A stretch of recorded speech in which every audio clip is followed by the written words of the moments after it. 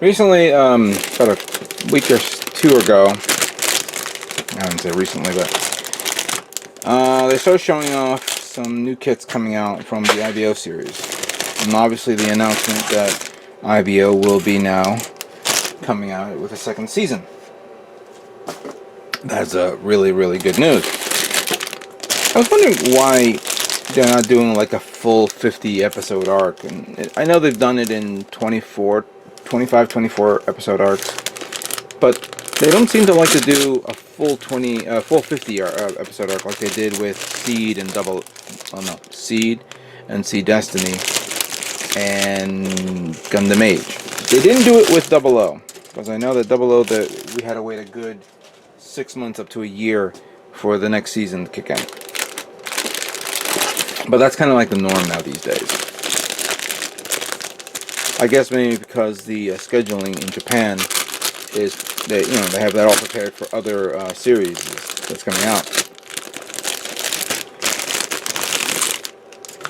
Well, they also showed off the new mobile suits coming out in the series. One's called the Type 6, the Barbatos Type 6, which doesn't make any sense why you want to call it Type 6. What happened to the Type... Well, could this be considered Type 1? Maybe. But Type 6. What happened to Type 2 through 5? Granted, this new type is a little interesting. Just one thing many people are feeling, and I'm one of them, is the stiletto the stiletto heels, you could say. Makes you think maybe a female pilot is going to pilot the Barbatos. That's an interesting concept. Why hasn't Sunrise and Bandai decided to make a new Gundam series where the pilot is a female? Yes, they've done it, a female pilot with War in the Pocket and stuff like that, but I'm talking about a female pilot being a central part of the series. It's the main character. That would have been an interesting take. That would have been a move in the right direction. But maybe maybe one day it'll be a reality, and we'll see that in future future Gundam series episodes, you could say.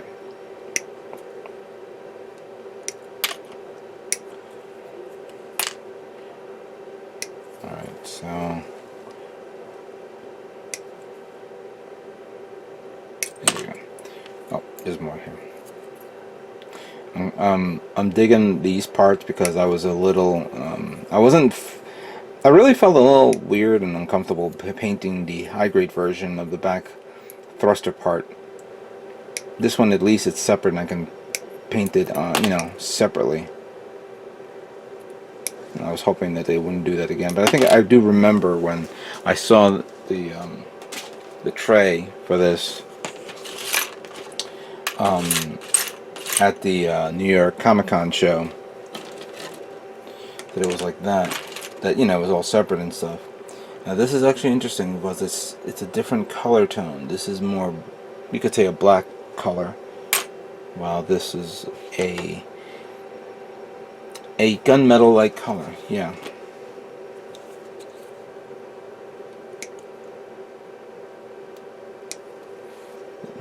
It's going to be interesting how to see. I mean, I haven't paint. I mean, when I paint the inner frame, it's always been gunmetal, but I'm gonna see if I can do something different. Obviously we have the umbilicals, and I'm now noticing that the umbilicals are embedded here on the arm. So that's gonna be a separate thing, or I have to paint this twice. It would have been interesting if it was a separate part, but then you're asking this kit to be a master grade or a real grade.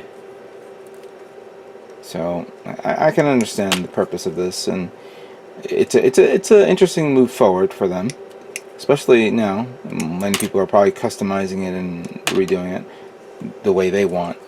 So yeah, this will be nice. So let me just remove these parts, and then we'll we'll review them in a few moments.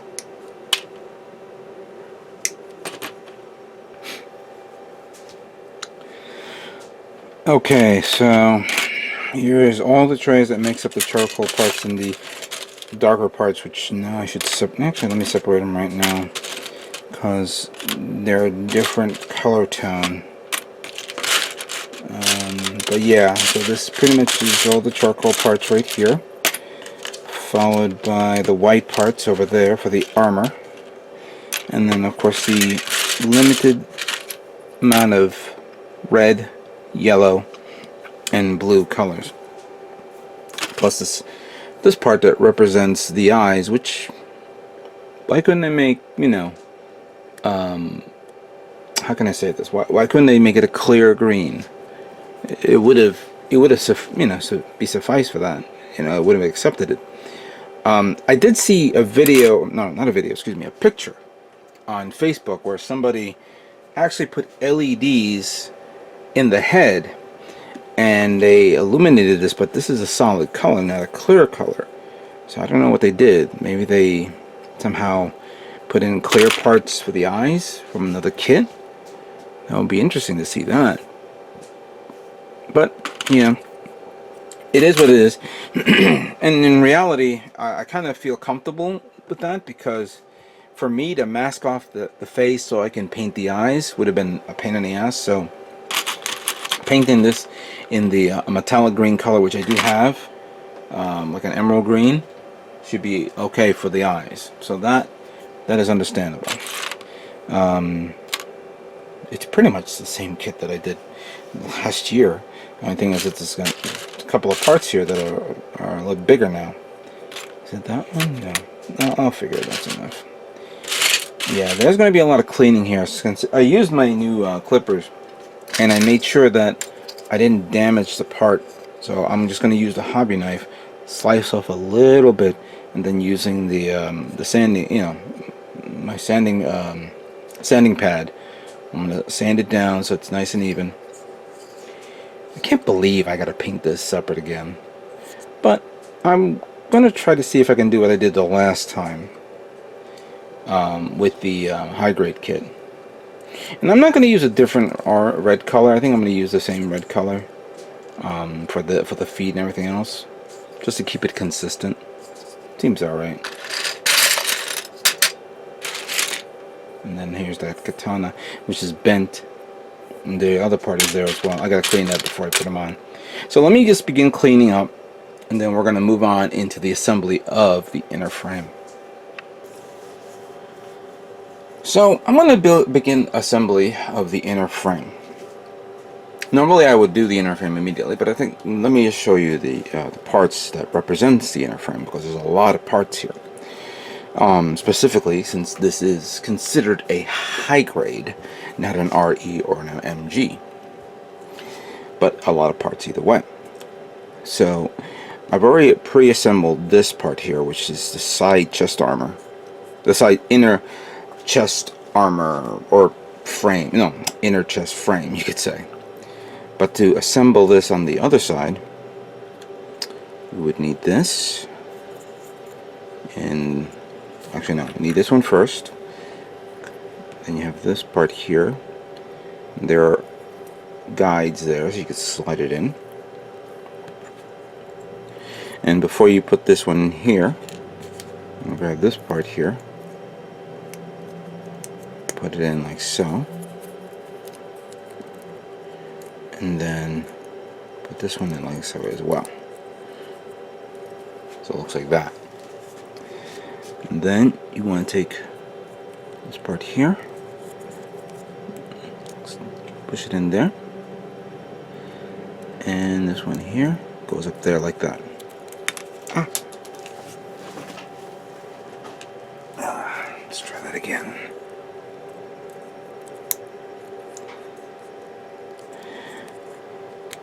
Oh, you may want to put the bottom one first and then the side one like that.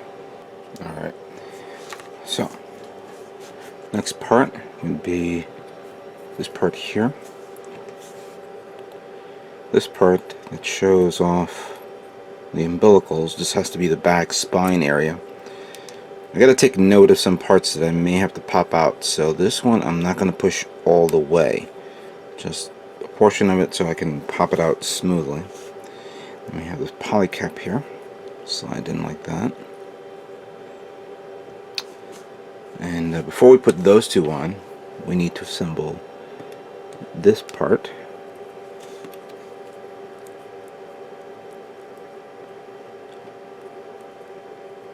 I'm trying to see how this works.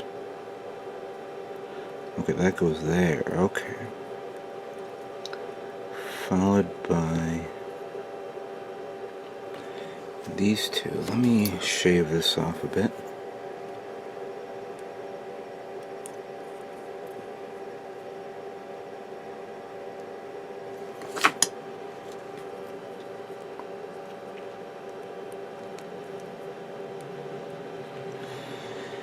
Alright, so now we take this part like that. This goes here, followed by this part that goes there.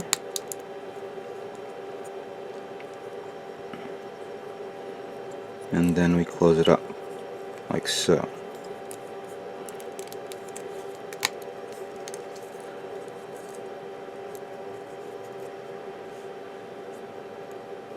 Interesting. Oop. Damn it, I pushed it in. Alright. What are you gonna do? Alright, so it looked like this. Next up is this part here. And that one goes like so. Here's another part that represents umbilicals. Oh, that came off. It's clear to me that some parts may need to be glued. Not this one, more like this one. But I'm not going to do that not until I paint it. Yeah, so that one's done. Flip this around like so. You have these two little parts. One goes here. One goes there.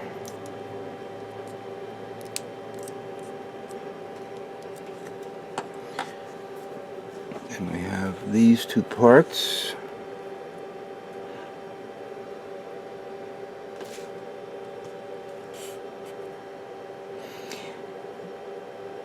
Supposedly these things are in an angle, but you have to put them in an angle. I thought maybe they were pre-angled, you could say, but they're not. But they're designed to put these two here, and these simulate the hydraulic pistons, which is, I think, one of the most unique features of this kit.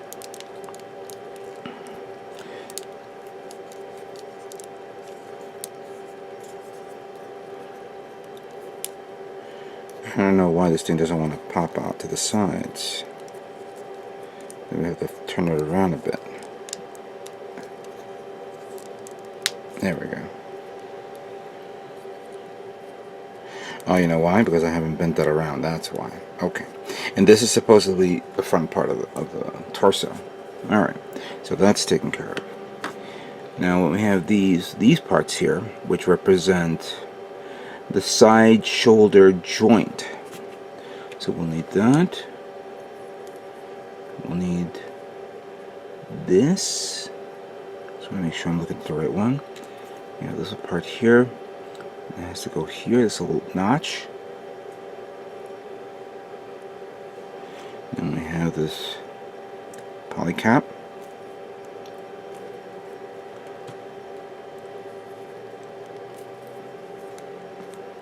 There we go. So that goes into place. Let's put the other one on.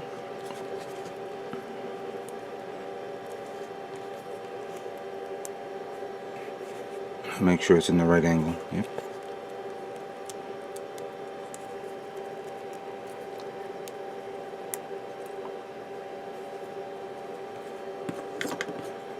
Alright, so that one goes there. goes there. Then you have these little pistons here. One goes there. The other one goes here.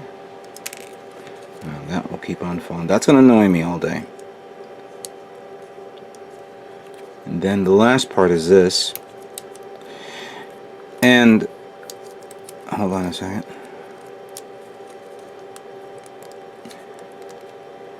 And for whatever reason, the manual shows a sticker,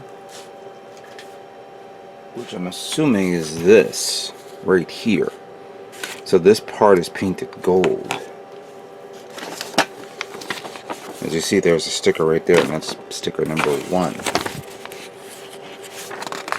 And let me get to the pages where they show off this kit already done.